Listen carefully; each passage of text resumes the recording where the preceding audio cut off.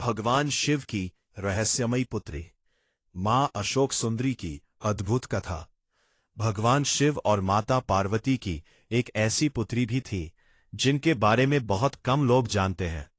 उनका नाम था अशोक सुंदरी, एक ऐसी देवी जिनका जन्म हुआ था केवल अपनी मां के दुख को दूर करने के लिए, और जिनकी कथा प्रेम, शाप, युद्ध और नियति से भरी हुई है।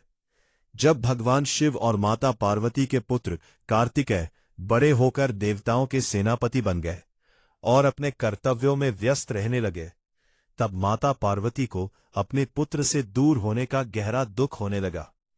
एक दिन माता पार्वती भगवान शिव के साथ नंदनवन गई, देवताओं का वो दिव्य उद्यान जहां कल्प वृक्ष स्थित था, जो हर इच्छा पूर्ण करने वाला दिव्य वृक्ष माना जाता है। माता पार्वती ने उस वृक्ष से कहा, हे कल्प वृक्ष, मुझे एक सुंदर पुत्री चाहिए जो मेरे जीवन का शोक दूर करे। जैसे ही उन्होंने यह इच्छा व्यक्त की, कल्प वृक्ष के तेज से एक दिव्य कन्या प्रकट हुई। उस कन्या का रूप अत्यंत सुंदर था और उसके जन्म के साथ ही माता पार्वती का सारा दुख दूर हो गया। तभी माता पार्वती ने उसका नाम रखा अशोक सुंदरी। अशोक अर्थात जो शोक दूर करे, सुंदरी अर्थात अत्यंत सुंदर। अशोक सुंदरी धीरे धीरे बड़ी होने लगी और उनके सौंदर्य की चर्चा तीनों लोकों में फैल गई। एक दिन जब वो नंदनवन में विहार कर रही थीं, तभी एक शक्तिशाली दैत्य हुंड ने उन्हें देखा। उनकी सुंदरता देखकर हुंड मोहित हो गया और तुरंत विवाह का प्रस्ताव रख दिया। लेकिन अशोक सुंदरी ने उसे स्पष्ट कहा, मैं तुम्हारी पत्नी नहीं बन सकती। मेरा विवाह तो पहले से ही नियत द्वारा निश्चित है। मैं राजा नहुष से विवाह करूंगी। ये सुनकर दैत्य हुंड क्रोधित हो गया।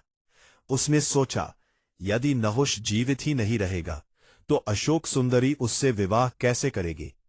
तब हुंड ने छल से राजकुमार नहुष का अपहरण कर लिया जब वह अभी बालक ही थे।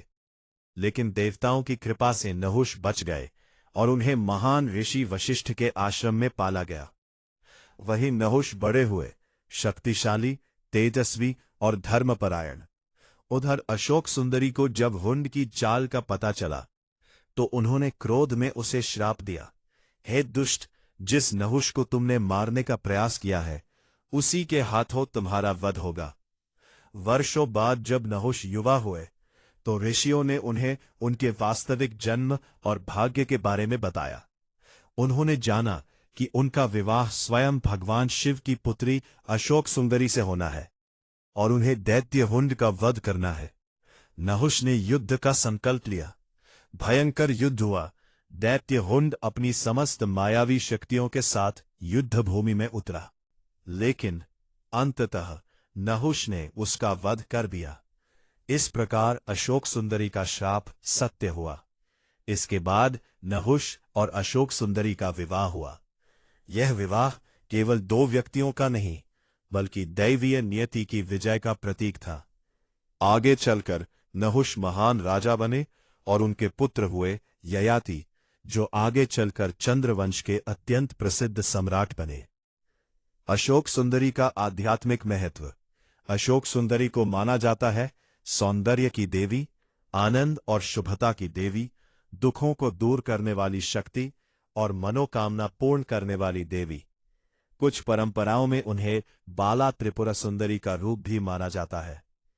एक लोक कथा के अनुसार जब भगवान शिव ने गणेश जी का सिर काटा था, तब भयभीत होकर अशोक सुंदरी एक नमक की बोरी के पीछे छिप गई थी। इसी कारण कुछ लोक मान्यताओं में उन्हें नमक से भी जोड़ा जाता है, क्योंकि जैसे नमक जीवन में स्वाद लाता है, वैसे ही अशोक सुंदरी जीवन से दुख हटाकर सुख लाती है। तो अगली बार जब कोई कहे कि भगवान शिव की केवल दो संतान थीं, गणेश और कार्तिकेय, तो उन्हें बताइए कि उनकी एक दिव्य पुत्री भी थी, देवी अशोक सुंदरी।